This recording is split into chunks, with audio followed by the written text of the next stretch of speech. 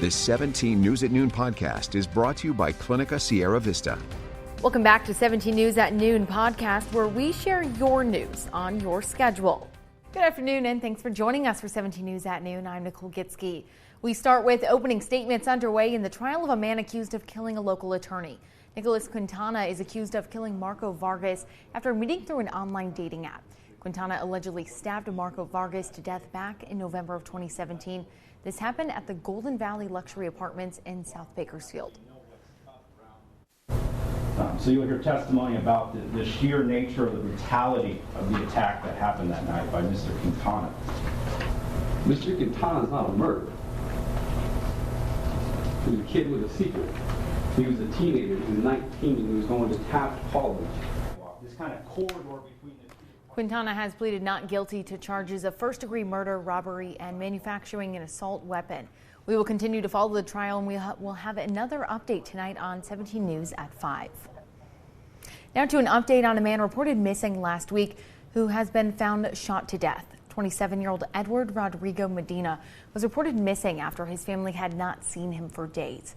The Bakersfield Police Department announced Friday that Medina's disappearance was considered suspicious after his vehicle was found abandoned on Plains Road just south of Mount Vernon Avenue. Medina's body was later found Monday on DeGiorgio Road. The coroner's office says he died from a gunshot wound. No suspect information has been released. If you have any information, call BPD at 327-7111. Now to a story making headlines around the state. More developments in the case of Kristen Smart. The San Luis Obispo County District Attorney's Office has announced they are filing felony charges against Paul Flores and his son Ruben in the disappearance of Smart. She vanished nearly 25 years ago while walking back to her dorm at Cal Poly San Luis Obispo. This morning, District Attorney Dan Dow made that announcement. Now, yesterday, police arrested Paul Flores, who had been long described as a prime suspect by authorities. Flores was the last person seen with Smart before she disappeared in 1996. They were both students at that same time. Now, Paul and Ruben are due back in court tomorrow. All right, now to a fatal crash that took the life of a woman in Southwest Bakersfield on Saturday. The coroner's office has identified the victim as 53-year-old Ute Salem of Bakersfield. According to BPD, Salem was killed when the SUV she was driving veered off the roadway and hit a parked piece of construction equipment. She was taken to Kern Medical with major injuries, where she was later pronounced dead. Meantime, as Kern County officially enters the orange tier for the first time, numbers are painting a picture of where we stand and where we may be heading. Public Health announced 157 new cases today and no new deaths. We have lost 1,306 lives to the virus. On average, 45 people are testing positive each day in Kern County. State data shows there are 45 people in the hospital with COVID-19 and 12 are being treated in the ICU. Well, last week, the Kern County Department of Public Health had a record turnout of 10,000 vaccines administered at the Kern County Fairgrounds walkthrough vaccine clinic. Now, today, the Kern County Department of Public Health is preparing to break that record because they have opened their drive-through vaccination clinic. They are preparing to vaccinate 17,000 individuals total at the fairgrounds with the Pfizer vaccine. Now, here's how it will look. Patients will need to have a scheduled appointment, and then they will drive through the entrance located at Bell Terrace, where they will be greeted by team members that will direct them through the next steps in the process. After going through medical screening process, getting the vaccine, and waiting the set observation time, patients are free to drive off. We were able to expand because we have continued to get more of a vaccine allotment from the state. So it was always predicated on the ability to get more vaccine to expand to this drive-through portion. So again, we're just happy that we can again offer this new option, because we've become quite a drive-through type of a society. So this really may be a nice, convenient option for a lot of our residents. Both the walkthrough and drive-through vaccine clinics are open today through Sunday. Their hours are 9:30 a.m. to 4:30 p.m. by appointments only. Well, Kern County Public Health says it will follow the CDC guidance to halt distribution of the Johnson & Johnson vaccine after a handful of reports of a rare side effect, including blood clots.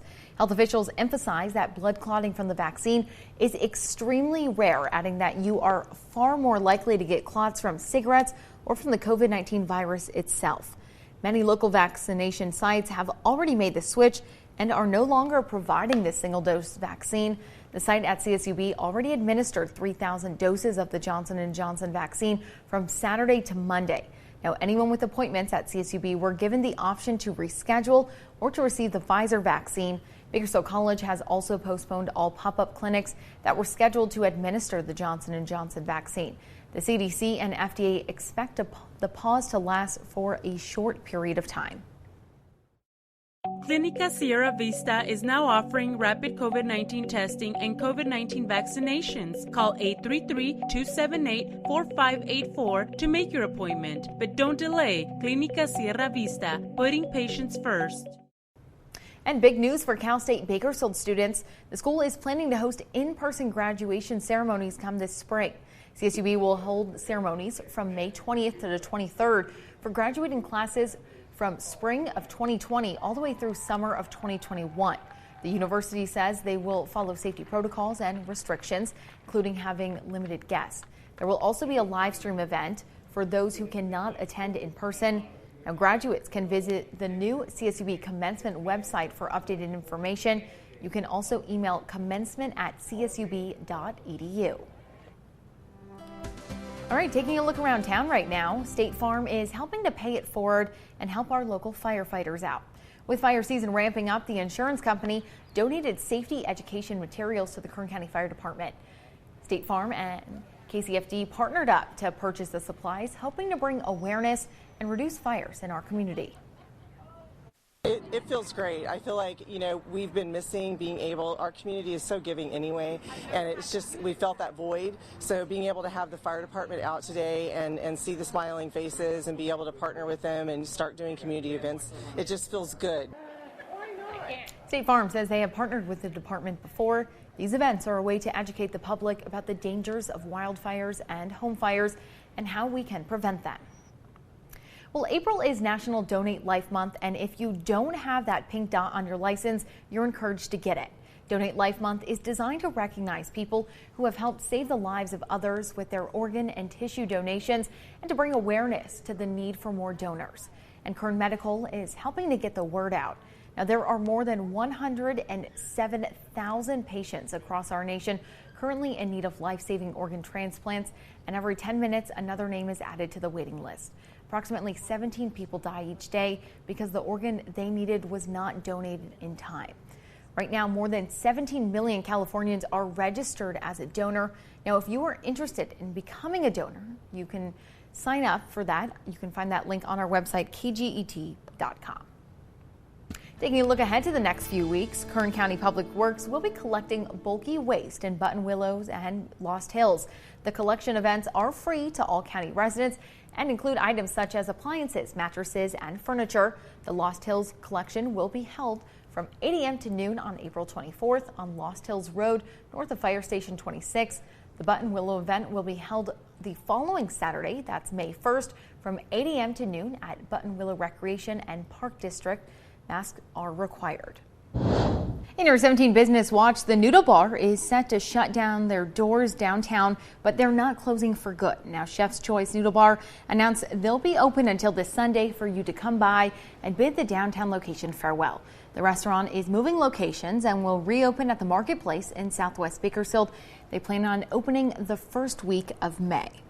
But don't worry, that building won't be empty for long. Tina Marie's has announced they will move into the Noodle Bar's location temporarily until the cafe is rebuilt. After a fire destroyed the cafe back in December of last year, Tina Marie's is working to rebuild and serve their customers. She says she will soon open a temporary location at the Chef's Noodle Bar location in downtown Bakersfield. That's right at the intersection of I Street and 19th. She hopes to open for business in 30 days. It will be a temporary location as she waits for the rebuild of the original cafe on Chester Avenue. The rebuild could take about a year. The 17 News at Noon podcast is a production of KGET and Nexstar Media Group. For more on all of the headlines in today's show, head to kget.com.